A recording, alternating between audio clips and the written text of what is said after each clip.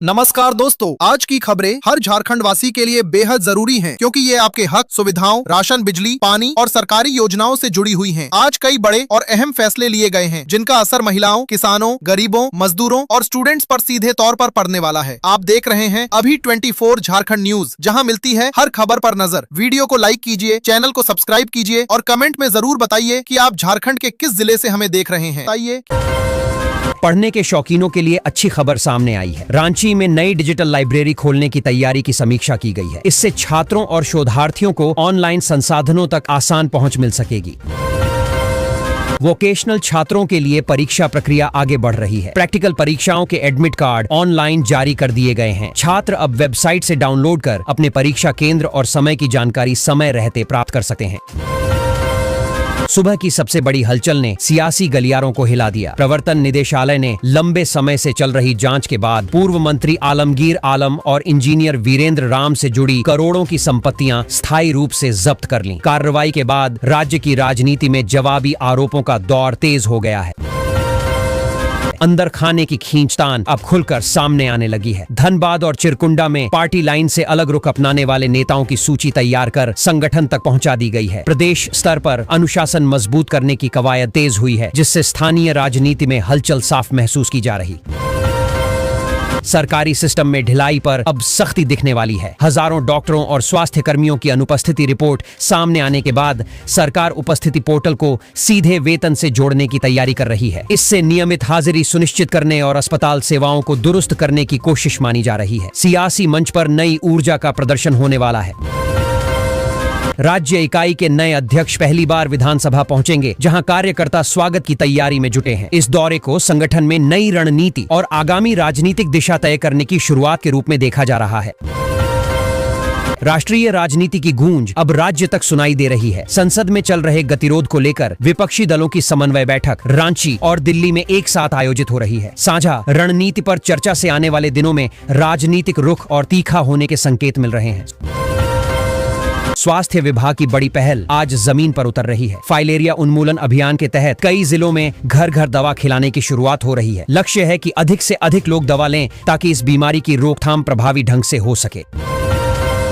परीक्षा सीजन से पहले छात्रों के लिए राहत भरी तैयारी की गई है। बोर्ड ने हेल्पलाइन नंबर जारी कर दिए हैं, ताकि विद्यार्थी सिलेबस, प्रवेश पत्र और परीक्षा केंद्र से जुड़ी समस्याओं का समाधान समय पर पा सकें। अभिभावकों में भी इस कदम को लेकर सकारात्मक प्रतिक्रिया देखी जा रही है। उच्च शिक्षा में डिजिटल बदलाव की आहट सुनाई दे रही है। रांची विश्वविद्यालय ऑनलाइन क्रेडिट सिस्टम का नया ढांचा जारी करने जा रहा है। इससे छात्रों को पाठ्यक्रम चुनने और अकादमिक रिकॉर्ड को डिजिटल रूप से प्रबंधित करने में अधिक सुविधा मिलने की उम्मीद जताई जा रही है। मौसम के बदलते मिजाज ने स्वास्थ्य विभाग को अलर्ट कर दिया है। वायरल बुखार के बढ़ते मामलों को देखते हुए अस्पतालों में दवाओं का अतिरिक्त स्टॉक रखने के निर्देश दिए गए हैं। डॉक्टरों को भी सावधानी बरतने और समय पर उपचार सुनिश्चित करने को कहा गया है। रेल यात्रियों के लिए तकनीक का नया दौर शुरू होने वाला है। नए सुपर ऐप के बारे में जागरूकता फैलाने के लिए प्रमुख स्टेशनों पर विशेष शिविर लगाए जा रहे हैं। यात्रियों को टिकट ट्रैकिंग और शिकायत जैसी सुविधाएं एक ही प्लेटफॉर्म पर उपलब्ध कराने की योजना है। लंबी दूरी की यात्रा करने वालों के लिए नई उम्मीद जगी है। राज्यपाल ने रेल मंत्री से रांची से ऋषिकेश तक सीधी ट्रेन शुरू करने का आग्रह किया है। धार्मिक और पर्यटन दृष्टि से यह रूट महत्वपूर्ण माना जा रहा है, जिससे यात्रियों को बड़ी सुविधा मिल सकती है। रेल पटरियों पर जरूरी काम के कारण यात्रियों की दिनचर्या थोड़ी प्रभावित हो सकती है। रखरखाव कार्य चलते रहने से कुछ ट्रेनों की रफ्तार धीमी रहेगी। रेलवे ने यात्रियों को पहले से समय जांच कर सफर करने की सलाह दी है, ताकि असुविधा कम हो। शहर की ट्रैफिक व्यवस्था अब और स्मार्ट होने जा रही है। रांची के प्रमुख चौराहों पर लगे एआई कैमरों के डाटा का विश्लेषण शुरू हो गया है। इससे जाम के पैटर्न समझने और सिग्नल टाइमिंग बेहतर करने में मदद मिलेगी, जिससे रोजाना की भागदौड़ थोड़ी आसान हो सकेगी। खेल मैदान से आई खबर ने राज्य को गर्व से भर दिया है। राष्ट्रीय स्कूल बॉक्सिंग प्रतियोगिता में झारखंड की 2 खिलाड़ियों ने शानदार प्रदर्शन कर रजत पदक जीता। कोचों का कहना है कि यह उपलब्धि ग्रामीण क्षेत्रों से उभरती प्रतिभाओं के लिए बड़ी प्रेरणा बनेगी। महिला क्रिकेट टीम का आज का मुकाबला खास माना जा रहा है। अभ्यास सत्र के दौरान कोच ने नई रणनीतियों पर जोर दिया है। टीम संतुलित प्रदर्शन के साथ टूर्नामेंट में अपनी स्थिति मजबूत करने के इरादे से मैदान पर उतरने की तैयारी में है। धार्मिक माहौल में भक्ति की रंगत गहराने लगी है। फाल्गुन महीने की शुरुआत के साथ मंदिरों में विशेष अनुष्ठान शुरू हो रहे हैं। श्रद्धालु सुबह से पूजा अर्चना में जुटे हैं, जिससे देवघर और रांची जैसे शहरों में आध्यात्मिक माहौल और जीवंत दिखाई दे रहा है। ईंधन बाजार में आज राहत भरी स्थिरता देखी जा रही है। पेट्रोल और डीजल की कीमतों में कोई बड़ा बदलाव नहीं हुआ है। वाहन चालकों को फिलहाल अतिरिक्त बोझ नहीं झेलना पड़ेगा, जिससे दैनिक आवागमन और परिवहन लागत संतुलित बनी रह सकती है। स्थानीय व्यापारियों की मांग फिर से चर्चा में आ गई है। महुआ से जुड़े उत्पादों को बढ़ावा देने के लिए अलग बोर्ड बनाने का प्रस्ताव दोबारा सरकार तक पहुंचाया गया है। इससे ग्रामीण अर्थव्यवस्था और वन उत्पाद आधारित कारोबार को नई पहचान मिलने की उम्मीद जताई जा रही है। सराफा बाजार की हल्की नरमी ने खरीदारों की दिलचस्पी बढ़ा दी है। सोने की कीमतों में मामूली गिरावट दर्ज होने से शादी के मौसम की खरीदारी तेज हो सकती है। दुकानदारों का कहना है कि आने वाले दिनों में ग्राहकों की भीड़ और बढ़ने की संभावना है। मौसम ने आज राहत भरा रुख दिखाया है। आसमान साफ रहने की संभावना है, हालांकि सुबह और शाम हल्की धुंध रह सकती है। दिन के समय धूप निकलने से तापमान संतुलित रहेगा, जिससे लोगों को ठंड और गर्मी के बीच संतुलित मौसम का अनुभव होगा। धार्मिक पंचांग के अनुसार आज का दिन विशेष माना जा रहा है। फाल्गुन कृष्ण पक्ष की अष्टमी होने और मंगलवार पड़ने से हनुमान मंदिरों में भक्तों की भीड़ उमड़ रही है। सुबह से प्रसाद और पूजा की तैयारियों में मंदिर समितियां व्यस्त दिखाई दे रही हैं।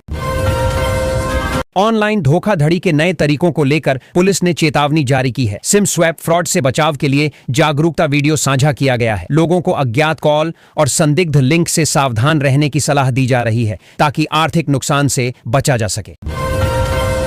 स्थानीय कारीगरों के लिए डिजिटल मंच का नया रास्ता खुल रहा है। पलामू के बांस शिल्प को बढ़ावा देने के लिए ऑनलाइन पोर्टल का डेमो लॉन्च किया गया है। इससे उत्पाद सीधे ग्राहकों तक पहुंच सकेंगे और हस्तशिल्प को व्यापक बाजार मिलने की संभावना है। शहर को स्वच्छ बनाने की मुहिम नए चरण में प्रवेश कर रही है। धनबाद नगर निगम ने प्लास्टिक मुक्त अभियान को और सख्ती से लागू करने का फैसला किया है। बाजारों और सार्वजनिक स्थलों पर निगरानी बढ़ाकर लोगों को जागरूक करने पर जोर दिया जाएगा। स्मार्ट सिटी परियोजना के तहत उद्यमियों के लिए नई संभावनाएं बन रही हैं। रांची में स्टार्टअप्स को ऑफिस स्पेस आवंटित करने की प्रक्रिया शुरू हो रही है। इससे युवा उद्यमियों को बेहतर कार्यस्थल और सहयोगी वातावरण मिल सकेगा, जो नवाचार को बढ़ावा देगा। हरित ऊर्जा की दिशा में कदम तेज किए जा रहे हैं। सरकारी भवनों पर सोलर पैनल लगाने के काम में तेजी लाने के निर्देश दिए गए हैं। उद्देश्य बिजली खर्च कम करना और स्वच्छ ऊर्जा को बढ़ावा देना है, जिससे पर्यावरण संरक्षण में भी योगदान मिल सके। फर्जी संदेशों से लोगों को बचाने के लिए दूरसंचार विभाग सक्रिय हुआ है। लॉटरी और इनाम के नाम पर भेजे जा रहे धोखाधड़ी संदेशों के खिलाफ नए दिशा निर्देश जारी किए गए हैं। लोगों को किसी भी संदिग्ध कॉल या मैसेज पर तुरंत सतर्क रहने की सलाह दी गई है।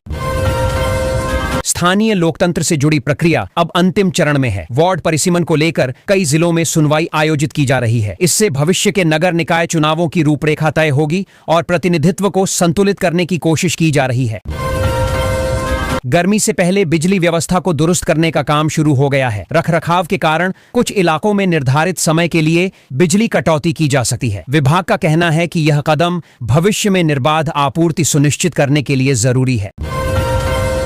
पशुपालन विभाग गांवों की ओर रुख कर रहा है। मवेशियों के टीकाकरण के लिए विशेष मोबाइल वैन रवाना की गई हैं। पशुपालकों को पहले से जानकारी देकर पशुओं को सुरक्षित रखने की कोशिश की जा रही है, जिससे बीमारियों का खतरा कम किया जा सके।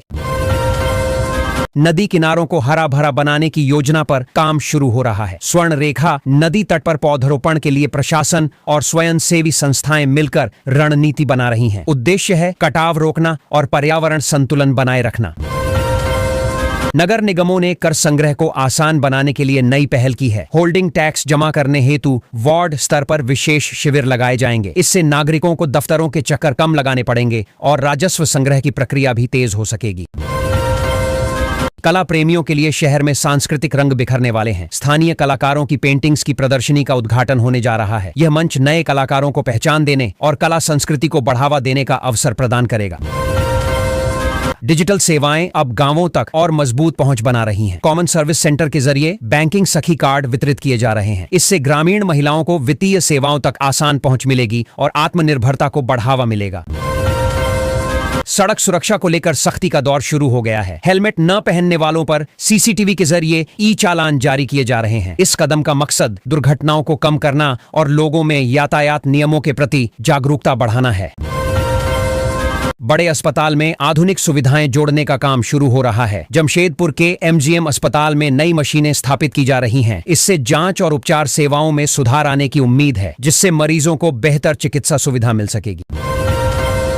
पर्यटन स्थल पर रोमांचक गतिविधियों की तैयारी चल रही है। पतरातू लेक रिसोर्ट में नए एडवेंचर स्पोर्ट्स का ट्रायल शुरू होने की खबर है। इससे पर्यटकों को आकर्षित करने और स्थानीय पर्यटन उद्योग को नई गति देने की कोशिश की जा रही है। रणजी ट्रॉफी में झारखंड की टीम ने पहली बार सेमीफाइनल की राह बनाई। मयंक मिश्रा की शानदार गेंदबाजी ने विपक्षी टीम को घुटनों पर ला दिया। इस ऐतिहासिक प्रदर्शन के चलते झारखंड क्रिकेट की छवि और मजबूत हुई है और युवा खिलाड़ियों में उत्साह और जोश की नई लहर देखी जा रही है। अवैध निर्माण के मामलों में सुप्रीम कोर्ट ने बड़ी राहत दी है। कोर्ट ने कहा कि नियामक प्रक्रियाओं और कानूनी औपचारिकताओं के अनुसार मामलों की समीक्षा की जाएगी। इससे प्रभावित लोगों में उम्मीद जगी है कि अब नियमों के तहत उनका हित सुरक्षित रहेगा और पुराने विवादों का समाधान तेजी से हो सकेगा।